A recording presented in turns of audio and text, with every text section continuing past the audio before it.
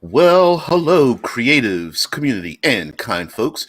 Welcome to the channel RPG with DBJ. It is you guys out there that bring the energy here, making this station for the imagination, bringing your brilliance, making this uh, the greatest podcasty, long formy, tabletop role playing broadcast over Twitch, YouTube, and the Discord server ever on the internet that involves me. Anyway, this week we're talking about the Ranger. We are going through a cutting class series. Get it? If you join our Discord server, you can slide down on the left, slide down to the boiler room, and hang out with all the cool kids. But hey, night girl, hey, what's going on? The cutting class series is our attempt to, in a very long form manner, take a look at the classic Dungeons and Dragons classes, at least as we see them today, and take them apart. You guys know that each day we have a particular theme. Today is Trope Tuesday, which kind of fits in with the theme and the thumbnail. The green clad, longbow carrying elven ranger is absolutely a trope, at least as far as Dungeons and Dragons goes. So I thought we would go up. Wow. Yeah, we've had some power outages here too. I'm surprised it hasn't affected everything here. Hey, uh, hey, 305. Yeah. So, all right. Yesterday we talked quite a bit about the Ranger and its interactions with monsters, because it was Monster Monday. But today we're going to, of course, delve farther into Rangers and what they do, some of their tropes and such. The individual that lives out in the wilderness, or lives on the borders between wilderness and society, and the classic longbow and that kind of thing. And so we're going to break that apart. Of course, we're going to go on further. And for those of you who are not Mufa says, I'm here, can't say I'm awake. I sometimes wonder why I'm awake in doing this, but I had to find a time to do it, so I'm glad you guys are like up at the crack ass of dawn or whatever to join it. I don't know. This is my morning coffee, so I'm glad you guys can join in the butt weasel coffee. I don't know the name of it. Is it like Blue Mountain Coffee or something? What's the name of the coffee that's really expensive because it comes out of the feces of these tree weasel monkeys or something, or marsupials or whatever they're called? I know one of you guys knows it. Anyway, while we someone looks at the scatological drinking habits of staying awake. Yeah, Zax 200 says, the Ranger. 5E's true jack of all trades, but master of none. Yeah, and I have to say this about, before we get into the tropes, of course, I say this about the Ranger and many other classes in Dungeons and Dragons, and actually every other role-playing game there is.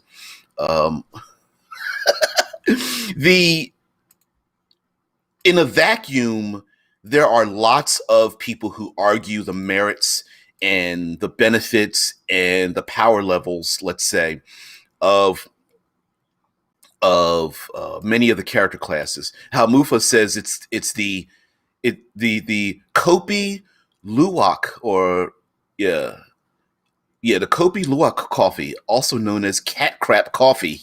Yeah, and I think it's super expensive, and from what I understand, they've tried to domesticate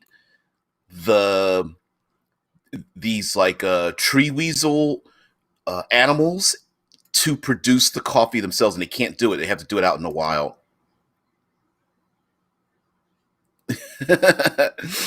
Three says, man, I always assumed you were in the Far East. Good God, man. This early. Yeah, I'm up at 6 a.m. or not up at 6 a.m. I start the show at 6 a.m. I'm actually up at 5:30 in the morning each day. Um, Zach says, not saying Rogue's a bad class, but people seem to think it would be Rogue version two, version point two. Well, one of the problems I see when people start making comparisons is that they do them in a vacuum. And the reason why I say that is a problem is because the clearest indication of what people want is what's written on a character sheet. So an example would be if someone were to say pick animal handling as a skill, then they need animals to handle. If they pick, say, the Arctic region as their chosen favored region, if they're never in the Arctic region, then they're going to have a terrible interaction. And lastly, something that's very difficult to mechanize is the narrative elements that make something more or less dynamic. So, for example, in a world where uh, yeah, Cameron says it's 3 a.m. here, I'm already awake. Yeah, unless some people are just basically getting ready to go to sleep when they join in the stream. So, yeah, and of course, if you're across the pond from here in the States, it's the timing is a whole hell of a lot better. But the there are narrative elements to a lot of the classes: warlocks and their warlock patrons, clerics and the gods, um, bards and having performances, if you want to include that kind of thing. And when it comes to rangers, I think too often we default to number ratings because the easiest way to gauge success in a character class in Dungeons and Dragons is through damage, because for the most part people use that as a mechanism to measure success and or failure when role playing is about interactions and immersion and having a good time. Now some people find themselves having a very good time when they are defeating lots of monsters and having rolling lots of dice, but there are others who really want to involve themselves in a narrative of the story. And if there isn't anything for the ranger to do, to interact with, it can be pretty boring. If you're playing a rogue that steals things and you have no opportunity to steal anything, again, it's the same thing. So we're here to disrupt that thinking. So with the ranger trope, we know that they've pretty much defaulted to being monster hunters and survivalist, and being expert at hunting down a particular type of, not necessarily monster, but adversary, I guess would be a better way of describing it, and surviving out in the wilderness. And so I think one of the biggest tropes to try to break when it comes to the wilderness survival is to change what our definition of wilderness is.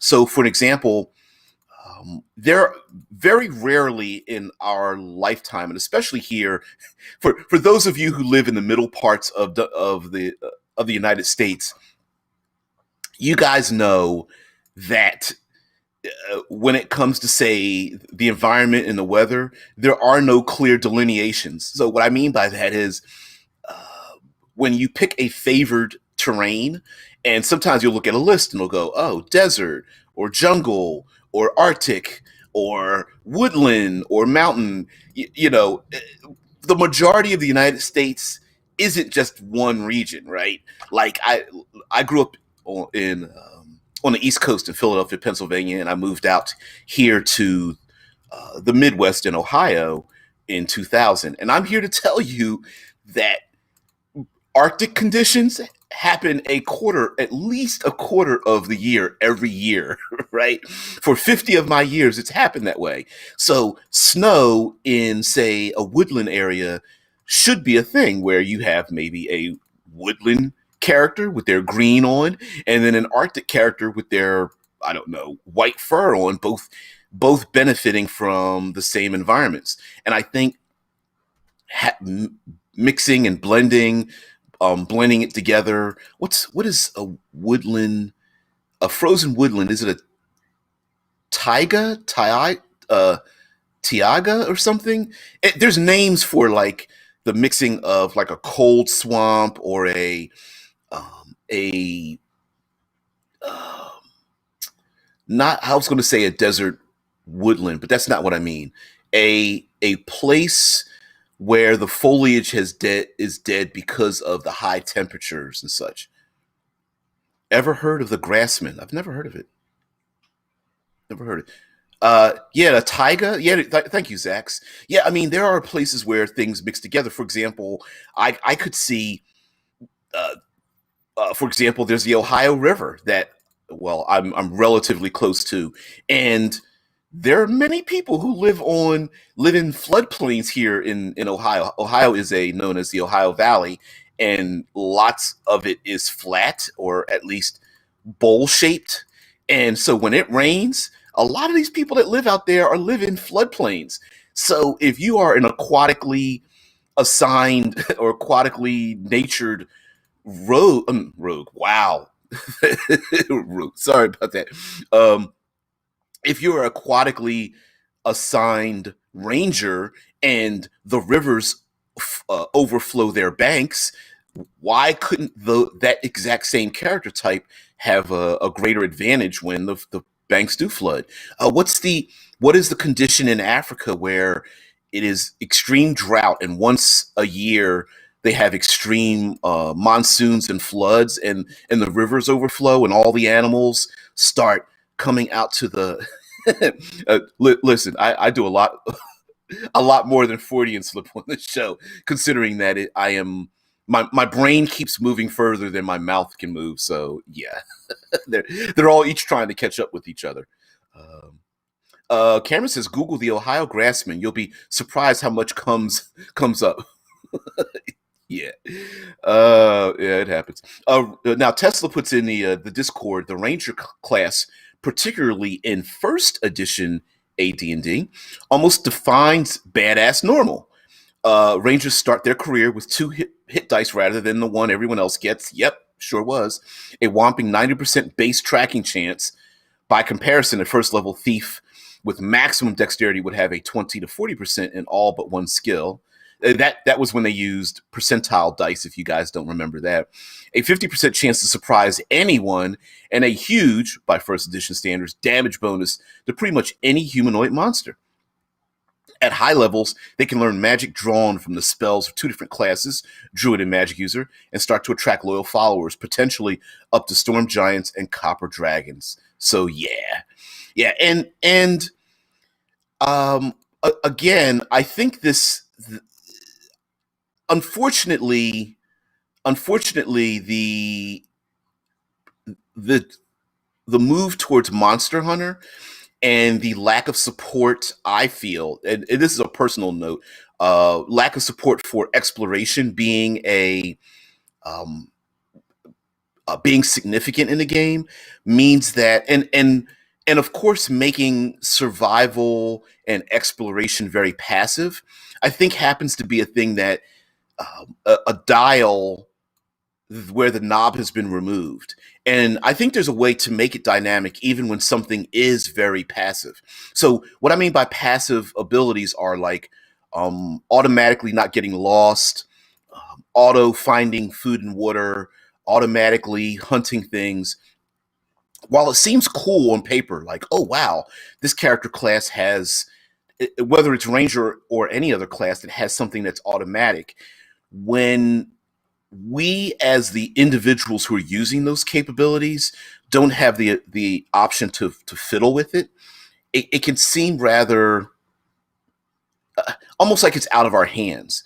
And I think there's a way to really incorporate it. Like for example, um, for example, the idea of like, sure, you may never get lost, but that doesn't necessarily mean the path from A to B is a straight line. there could be obstacles in the way. Or sure, you know where to find food and or water and or shelter, but that doesn't mean it's easy to get to it, or that you have the ability to get to it, but other entities are out there who want to keep it for themselves. Like, yeah, I can find a cave, but there might be a hibernating bear or owlbear inside of it. Or, yeah, I can find food and or water for us. It's easy for me to get there, but the rest of you guys are going to have to try to keep up. And I think that making a little bit more dynamic interaction with the environment and really, really pulling on the exploration pillar is going to help quite a bit. Whether it is um, thinking beyond, changing our own mindset when we think about the environment itself, and not just like rolling our eyes like, oh, it's woodlands again, because when you think about, I don't know about you guys, but if you've ever went into the into the woods, it is not a homogenized interaction, right? Like, for example, in Philadelphia, for a long time, it's no longer this way, but in Philadelphia, my friends and I used to go on. Now, we were young, we were 12 or 13 or whatever, and we would go on an exploration to go find a indigenous individual named Teddy Uskin. And Teddy Uskin was hidden in the woods in Valley Green. And Teddy Uskin there's a statue maybe 30, 40 foot tall. At least it felt that way. He's probably maybe more in a 20-foot range. But someone built a statue in dedication to Teddy Uskin, put it out in the woods, and then let the wilderness engulf it. So there wasn't really a clear way to find it.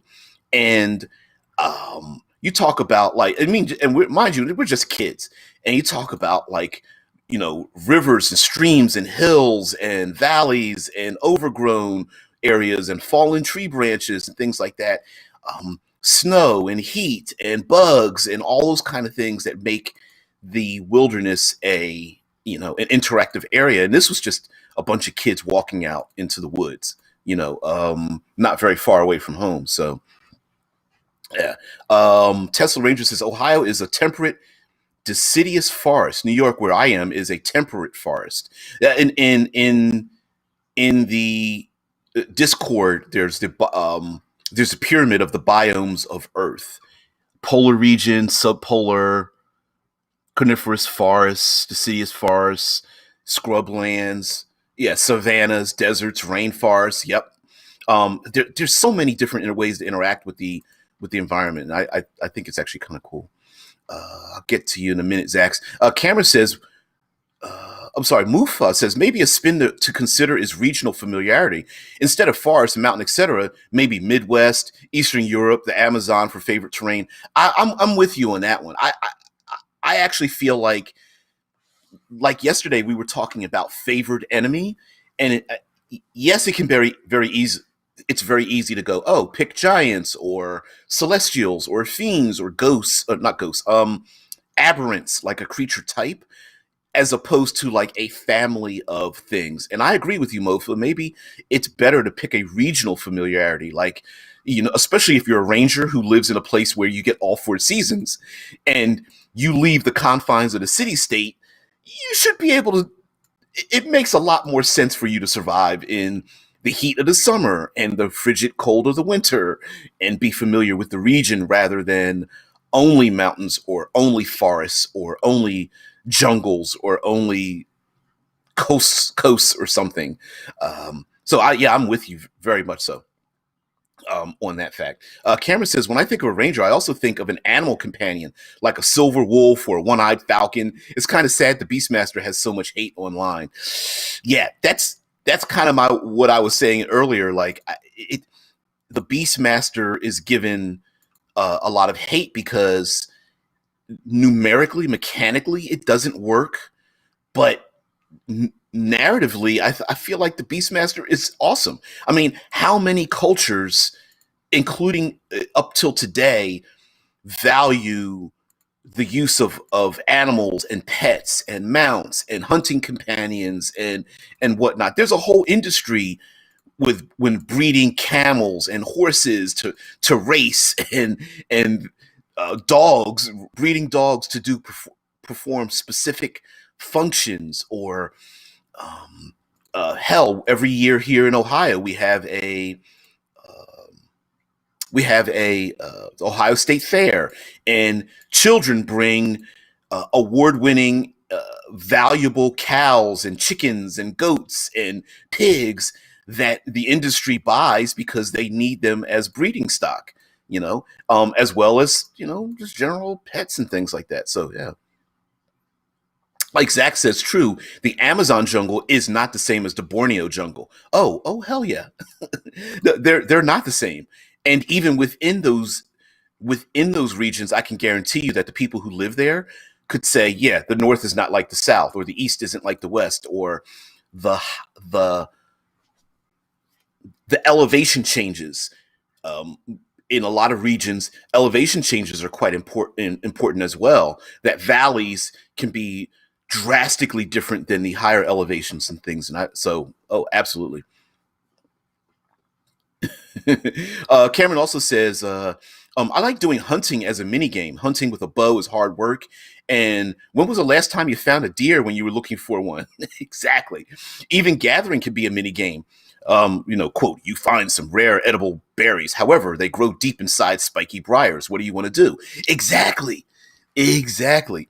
I love that, Cameron. Like, I think even the idea of a ranger having air quotes magic, I always, and this is just my own headcanon, I've always thought of rangers as being the proverbial herbalist, or alchemical, or astrological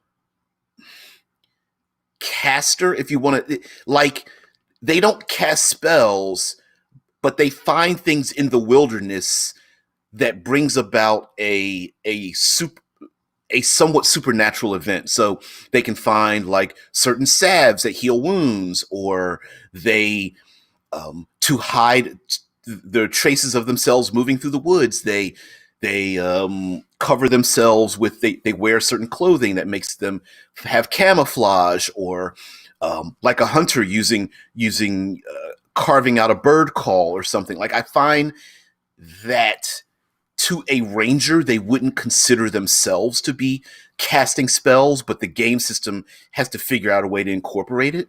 So I've always considered them to be more herbalistic in terms of like finding random things in the wilderness and using it as an example, like, hey, I can start a fire. It's not like they're using burning hands or something, but they found a stone that acts as a prism or something, or a magnifying glass that starts a fire, rather. And Zach says, roll to 1, KO'd by a thorn bush. If your cleric isn't nearby, better make death saves or bleed out. All right, Mr. All right, old Grognardian, save or die. Yeah. A night girl says, I love the idea of the Beastmaster, but it has always felt like a cheap throw-in to make those players happy. And also says, and the reworks I've seen online make the characters super powerful to compensate for the lack of high-level beasts. I think one of the reasons is because let's see if you can follow me on this. The introduction of an animal companion is a dichotomy between what we feel is right and what we think is right. So an example would be that players want an animal companion to interact with the world, but more often than not do not want that animal companion to suffer the rigors of what the world has to say. And it can be an emotional loss as well. My character has a wolf. Great. Okay. Wolf gets stabbed by a spear. Wolf dies. So not only is there an emotional loss, but there's also a character capability loss where, hey, my character used to have a wolf, but now it's gone. So then what ends up happening is they have to make a patch for it. Like, oh, well, you can resummon your wolf later on. But again, much like remember when we talked about the paladin and people going 0 to 60 when the paladin doesn't exactly follow their oath or isn't exactly lawful good in the old days, that they lose their capabilities, the ranger as a beastmaster kind of falls into the same category. They either are surrounded by one or more potential force multipliers, or they aren't surrounded by those same force multipliers.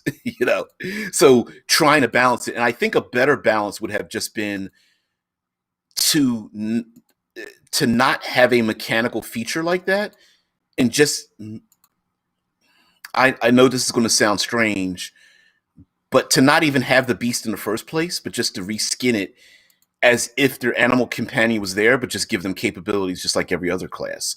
Like give them a bonus on stealth or a damage bonus or something, but it's described as having this other companion around them, rather than creating this other thing and now you got to open up a book that's got these other stats somewhere else and all that. I think it would have just been better just to reskin it. But uh, mechanically speaking, it would be very hard for people to wrap their heads around it, and I know why they did it that way. Yeah. Mm-mm-mm. Zach says Beastmaster's action economy appeared to screw it up early on, but it goes with the whole jack of all trades motif. For example, this thing can tank for the party, which is way more than the Warlock's familiar can do. And mind you, yep, can. And of course, like they have some magic. They can wear armor. They have the ability to dish out quite a bit of damage. They can do many things, and I don't think there's anything wrong with that. As a matter of fact, it's funny because this week we're talking about the Ranger, and Nerdarchy just put out a video about an all Ranger party, because they've been doing that where they pick a character class and they kind of break it apart, kind of like what we're doing in a shorter format, and they talk about like, well, the Ranger deals out more damage than they can take and things like that. And I think one of the issues is our ability to narratively incorporate something. Like, let me give you an example. We often hear about hit and run tactics, and hit and run tactics are extremely tactically effective in our real world of the concept of hit and run tactics. But there's very little support for doing hit and run tactics in mechanically and narratively in a role-playing game. For example, tribal peoples very often hunted down very powerful, very dangerous, and very lethal animals in our real world. And they did it using hit and run tactics. Let's say people were going on a savannah going after an elephant and went to kill the elephant. Well, they would attack the elephant or whatever it is, elephant. You could talk about anything: elephant, coyote, lion, wolf,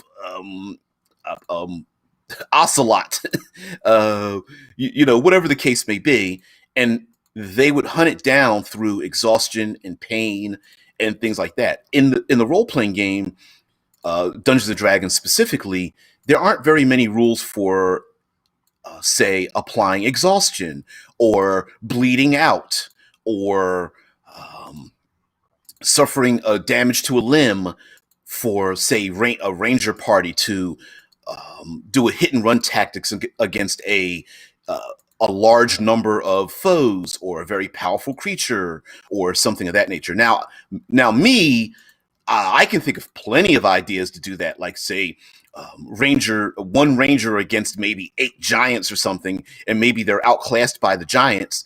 But if the ranger's able to, like, fire a couple of arrows at the giant pursues the ranger ducks in and around all the massive trees. The giant's trying to brush the trees aside and can't quite reach the ranger who's now on the run and hiding under, hiding in the hollows of trees, or maybe they're in a New Mexico, Arizona type region, and they're hiding in and around the plateaus and the pillars of rock and stone while the hill giants are trying to come after them or something like that, and eventually wearing their enemies down.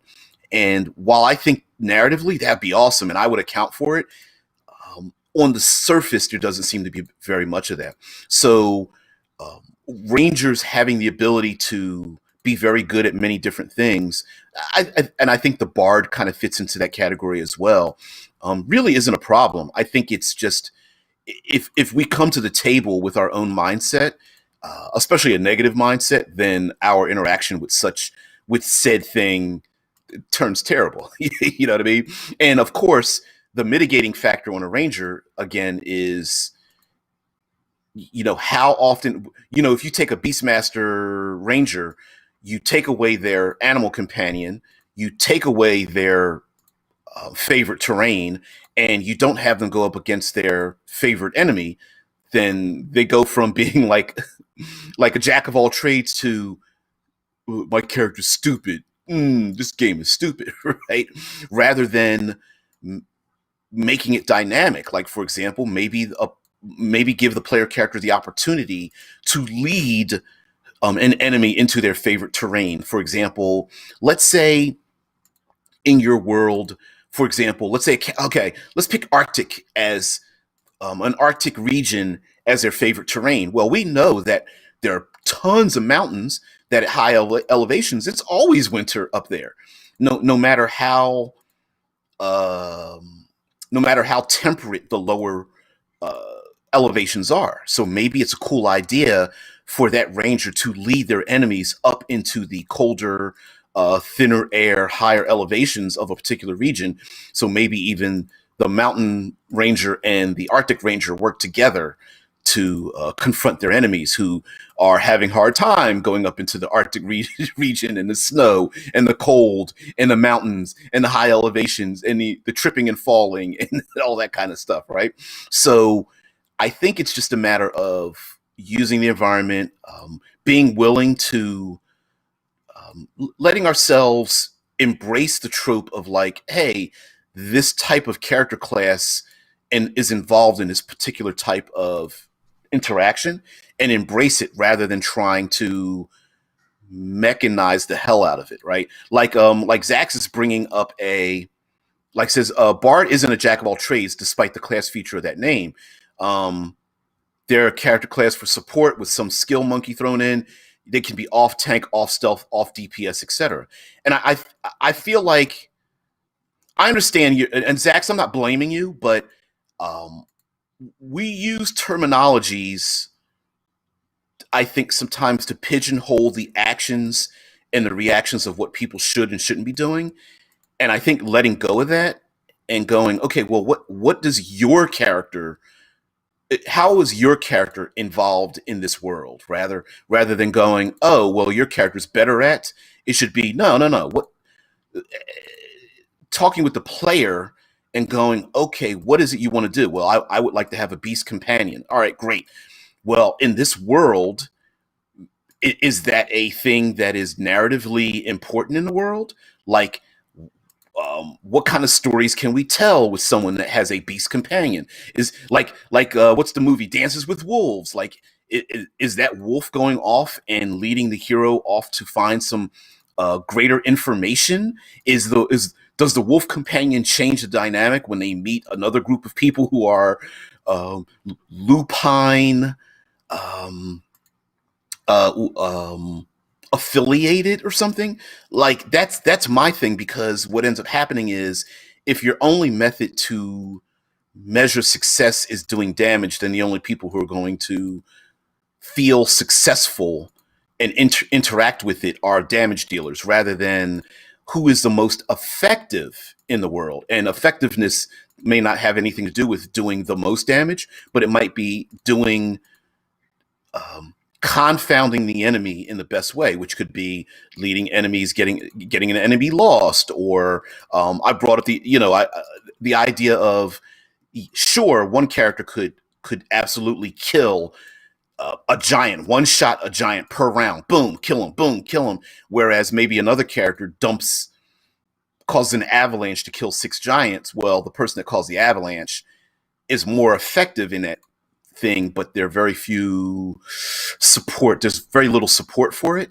And so when there's little support, people don't wrap their heads around the idea of like, oh, that's right, maybe there is other ways to interact with the world. So that's just I'm just a proponent of of that. So I'm not blaming you there, Zach.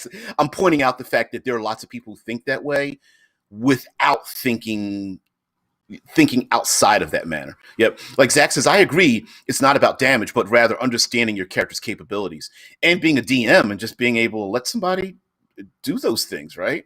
You know, um, there are no rules that say that holding up a flaming torch can hold back a rabid group of wolves that surround a camp. But we know common sense, like, well, that is a thing that people do, right? Light a fire to keep the wolves away from our camp or whatever. And so I think it would be really great to, like, why couldn't a ranger use their wolven animal companion to lead the enemy away, to separate a horde of goblinoids and split them up or something, like tell the wolf companion, like, just howl and lead them off into the distance or something, or jump on the ogre's back to knock them into the raging river and have them get washed downstream or whatever, or use the wolf companion to jump up at the evil wizard or cultist or something to steal the rod in their hand and whatnot. Like, those are interactions to me that are memorable and dynamic, and I think again, it's interacting with it and giving the opportunity. Cameron says, I don't know how people learn this, but I read that cave people used to chase mammoths to death. They sure did. Just walking, probably some yelling, maybe some fire, but mostly just walking nonstop for days. Oh yeah, oh yeah. I don't remember where I saw it, but uh, tribal peoples that lived on the savannah in Africa would hunt elephants that way. Now, mind you, they weren't murder killing all the elephants, but they would hunt one elephant that would feed them and clothe them and give them supplies for the entire season. And they would just use spears and arrows, and the elephant would run and they would go after it, and it would run some more and they would go after it. So yeah, that's a thing. Mechanically, it doesn't really work in a cinematic gaming style, but I feel like I personally would just change the rules a little bit to allow that. Allow exhaustion to be a thing when hunting an enemy or running away from an enemy as well. Getting lost, not being able to maneuver through terrain that Tesla Ranger says humans are awesome long distance runners. We're also pretty good at we're also pretty maniacal when it comes to ignoring the terrain and our own physical. We can ignore fear, is what I'm saying, right? Like, when we're in pain, when we're starving, we have the ability, and we also have the ability to really think really far ahead. you know, um, Although hyenas are pretty good at tactics too, but yeah, we have the ability to think many, many days ahead. That's pretty cool. Yeah, Kyle Adams says, yep, some tribes still do. Check out a book called Born to Run, Endurance Hunting. Yeah, Mike Gould says a hunt like that would be a chase mechanic. Oh, hell yeah. Hells yes. I don't know. I feel like embracing that in the game would be awesome. Like, for example, the hunt itself might be a minor thing, but what you encounter along that distance might be very interactive. Like, players who are hunting, let's do the classic. Let's go after the mammoth idea, right? So the player characters are hunting a mammoth over the course of like 5 days. Maybe there's other animals out there that would rather eat that mammoth instead of you, or maybe that mammoth in its panic state runs into an area that's quite hazardous, those briar patches and muddy terrain and woodland area, or a place where there might be an avalanche. Yeah, Michael says, ignore our own well-being where parkour comes into play. We love ourselves some successful parkourers and freerunners. We tend to ignore the failures. I mean, there are videos out there of parkour failures, but we forget that the excellence of a real parkour practitioner has had a lot of failures. Lots. Oh man. Yeah, like Mike Gould's responding to Cam says, yes, there's actually a cliffside in Manitoba, I believe, where there's evidence of Stone Age men who chased mammoths and mastodons over the cliff. Yep, then finished them off with spears. Yeah. Mike says bards are capable of doing almost anything. They're no one's second fiddle. The bard fight. Zach's 200 says, as a side note, I do find it funny how Beastmaster players think it's weird when guards won't let them bring their bear into town. see, that's the thing, right? Like, thank you, Zach, for bringing that up. Okay, mounted riders, Beastmasters with bears, us playing a centaur. Let's go with the classic playing a drow elf or tiefling or dragonborn, right? Why I bring that up is that on paper in a book without a setting behind it, a lot of these things are, let me just check off the great thing, rather than embracing the element of that character. If your character is a mounted warrior, why are we in a dungeon? Why not just make an open air adventure, right? The class. I don't know if you guys remember the idea of the 5-room dungeon. A 5-room dungeon is just a hex crawl, just with no walls attached. Maybe there's a raging river that is the wall between one room and the next. Maybe there's a valley or a thick jungle or an expansive desert that goes from oasis to oasis, something like that, right? The Beastmaster doesn't need to be now, mind you, you could have a number of villages or city states or something that players might go to, but why bother? Why not? If your player makes a centaur, why open up a dungeon to have them navigate in it?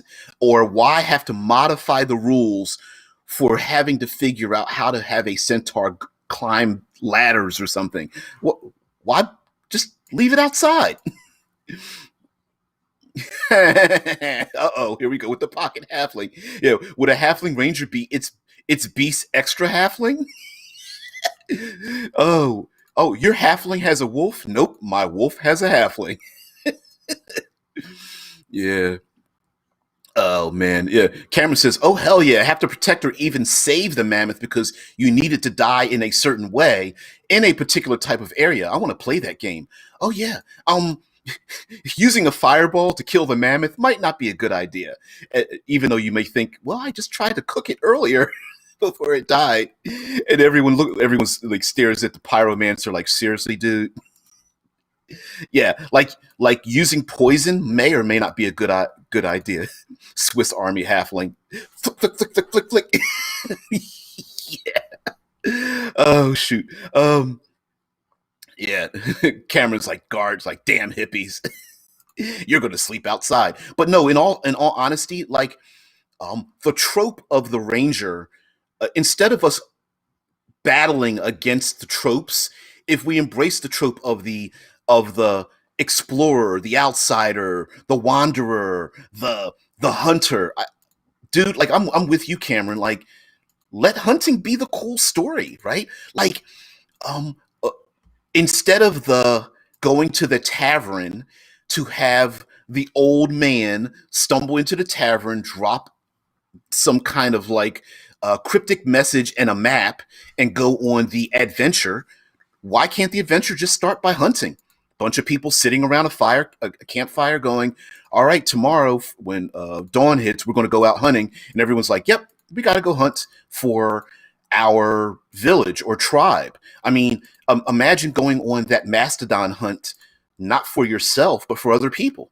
And I'm a huge proponent of anything that helps a dungeon master create tension and pressure.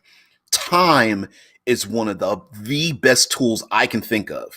So if a village must get food and supplies, whether it's using the skin and the bones and the smoked meats and all that kind of stuff, and let's say I'm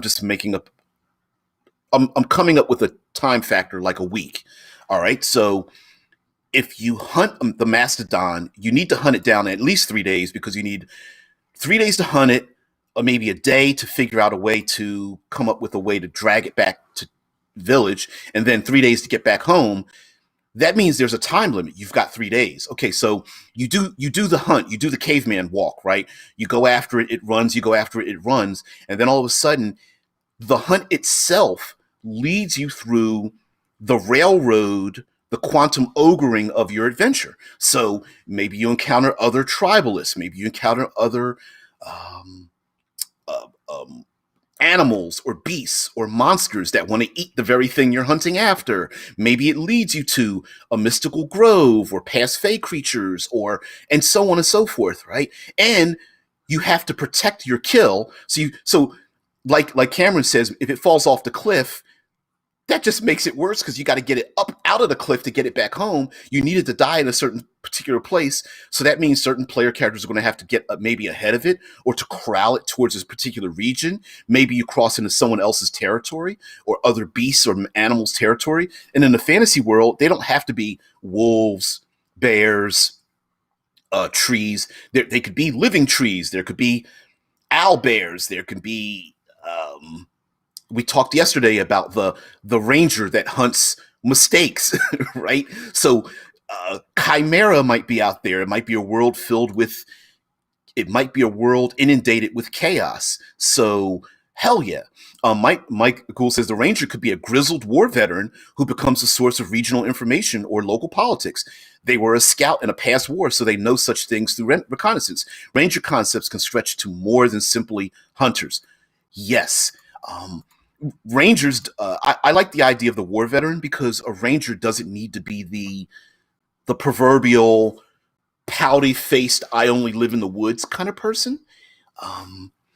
I The classic retired gunslinger in the West is a great idea for a ranger, right? Who hunts down human beings as humanoids or as their chosen individual. Or it could be someone who is there are nobles who, not a noble that's been cast out, but there are nobles who go on hunts, fox hunts, right? Hey, let's get on a horse. Let's take our bloodhounds, and hey, everybody, let's go on a fox hunt with our horns and our entourage behind us. Let's go out duck hunting as we take our shotguns and we have the person who hands me my other gun that's been loaded or whatnot. And now, mind you, it could be crossbows and whatnot.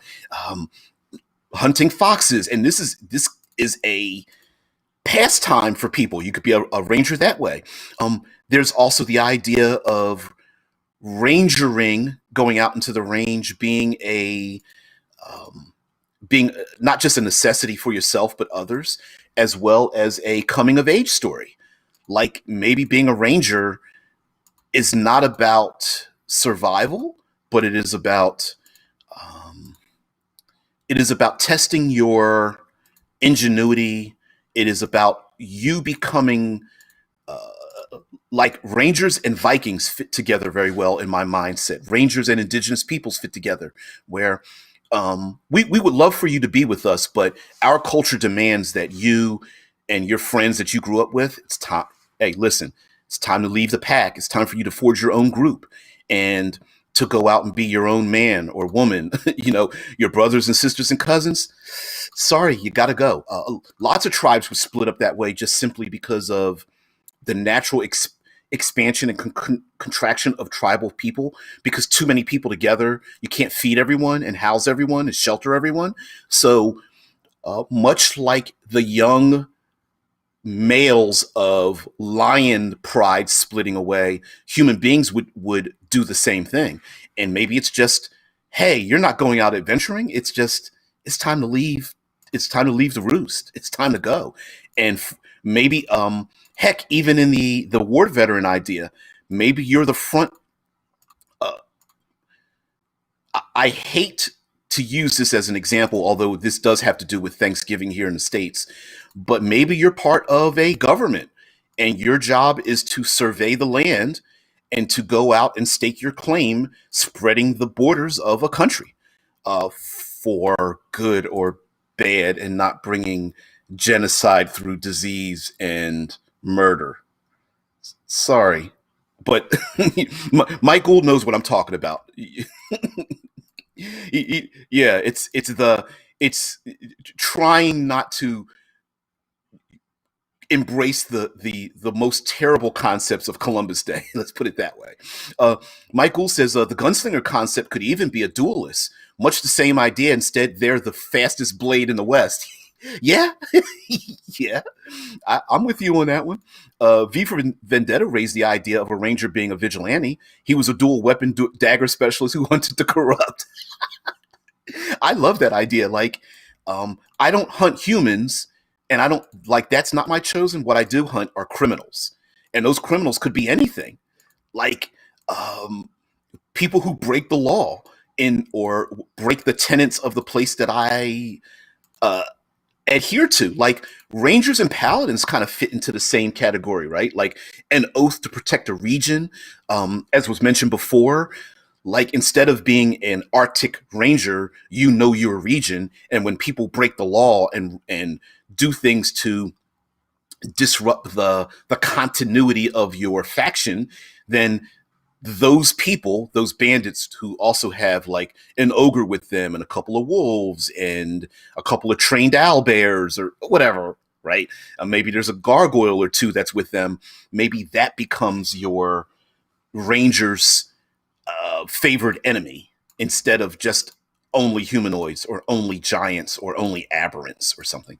Um, yeah, Michael says both create different story hooks and then take the story into an urban setting, which would be a weird but also cool thing, right? Like, could you imagine a woodland ranger where a city is being built up in and around their woodland region? So they're kind of blending into an urban.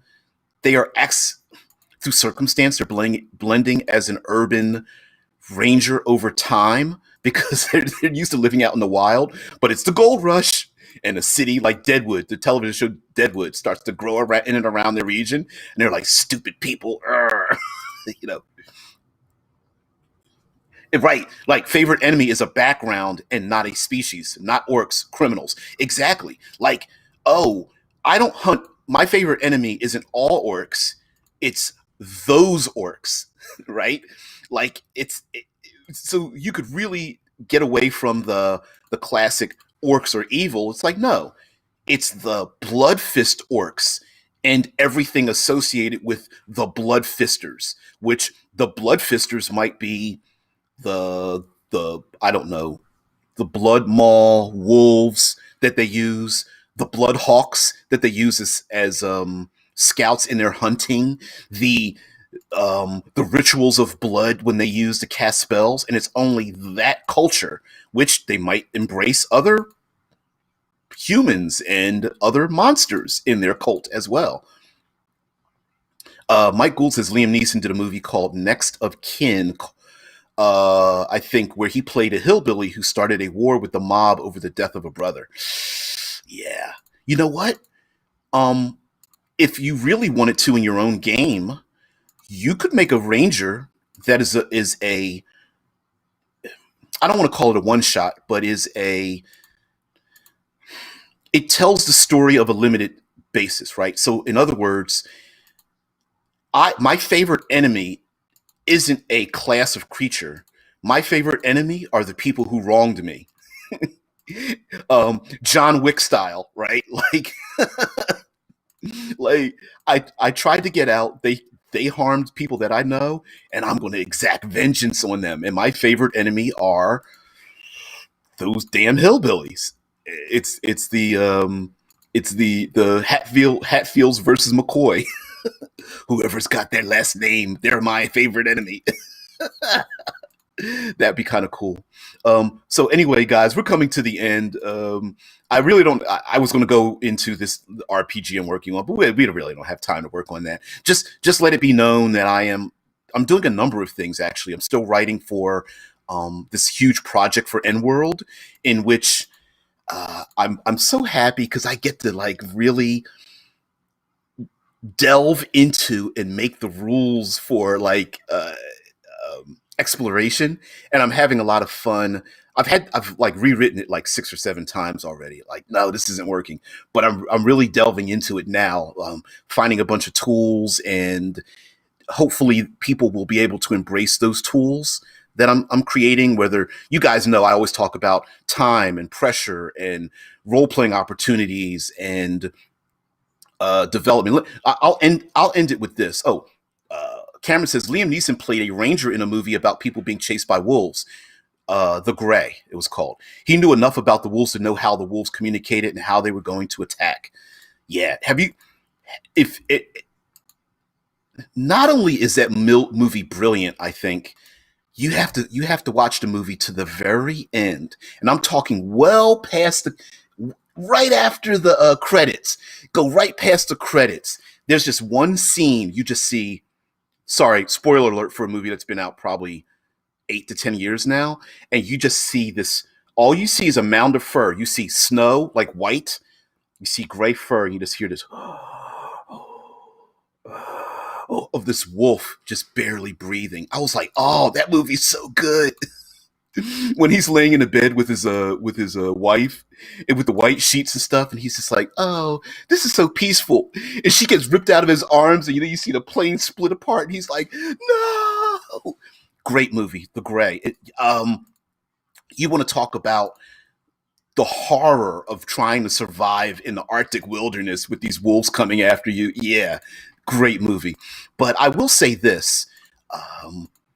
Reskinning, reflavoring, embracing the idea of surviving out in the wilderness. If you're someone, let me give you an example. If you're someone who loves magic items, just make it part of the wilderness. If you're someone who wants to include the third pillar of exploration, we're going to talk about this, of course, on Thursday as well. It'll be Thanksgiving, but I'm still going to do a live show. One of the things to do is, instead of handing out items that people carry with them, have a location that has the exact same benefits. You find maybe it's a terrible description. You find a golden spring. Hopefully it's not a giant taking a piss, but you find a golden spring and you drink the fluid and it heals you. And sure, you tried to bottle it up, but it turns dark and black and terrible when you leave. But right here, it gives you a benefit. Maybe there's a grove of trees that blesses everyone. Maybe you find a traveler or a blind oracle on the road who gives you guidance or blesses you on your journeys. Maybe there's a flock of birds overhead that is like an augury or like a look into the future. So you could really reskin, reflavor, repurpose the environment. That tree branch that happens to be a good walking stick might be a shillelagh spell, or a staff, or something you found out there, or certain types of fruits or berries could be something you could toss at your enemies that becomes a certain thing. Or we mentioned this yesterday, killing an animal and harvesting its organs might give you some kinds of benefits from that as well. So yeah, but anyway, guys, thank you so much. I have got to get out of here. Yes, here in the States, for those of you who are here, it will be Thanksgiving week, but we still will do a live show for those who are not part of it. And maybe we'll go into a little bit of the history of Thanksgiving, at least what it means today versus what it meant back in the past. And I think Rangers, like, this is kind of a Rangers week, a Rangers holiday. So you guys, thank you very much. Like Mike Gould says, I have some homebrew plant monsters that have edible parts. Getting those parts is the issue. Hell's yes. Hell's yes. What is the fish that's the exotic fish? I think it's a tiger fish or something that's poisonous, and you have to eat it, kill it, and eat it a certain way. Yeah. collecting venom from a rattlesnake. Yep. I think all of that would be awesome. I would love to run it. The brain turns. The brain turns. We'll come up with something. Anyway, yeah. Yeah, Cameron says, thanks for the fun and the bit about reskinning magic items as part of the environment. Yep, and guess what? Psst, here's a way to limit things. Make them only like one-shot capabilities. That way you don't have to worry about magic items ruining your game. Sorry. A one-shot tree branch that has just like 1 to 3 charges, like a wand or a staff or something, is the puffer fish. That's the one, the puffer fish. It's like either it tastes great or poison. Pick which one. Well, on first level, I got a 50% chance of killing it and then eating it and not dying. Yeah. But anyway, guys, thank you so much for joining me. I really appreciate it. You guys have a great one. I will see thee for World Building Wednesday tomorrow. We're going to build a world where rangering is the thing we're going to do in the world and how we can like embrace it and stuff. So that's going to be cool. It'll kind of flow into what we talked about today and yesterday, but that's what we do here. So guys, have a great one. Please like, have a great one. Fugu? Is it fugu is the name of the meal? Yeah, we'll talk about it tomorrow as well, because I think that might be part of our world building. So guys, have a great one. I will see thee tomorrow. Have a great one. See you. Bye. Gotta go.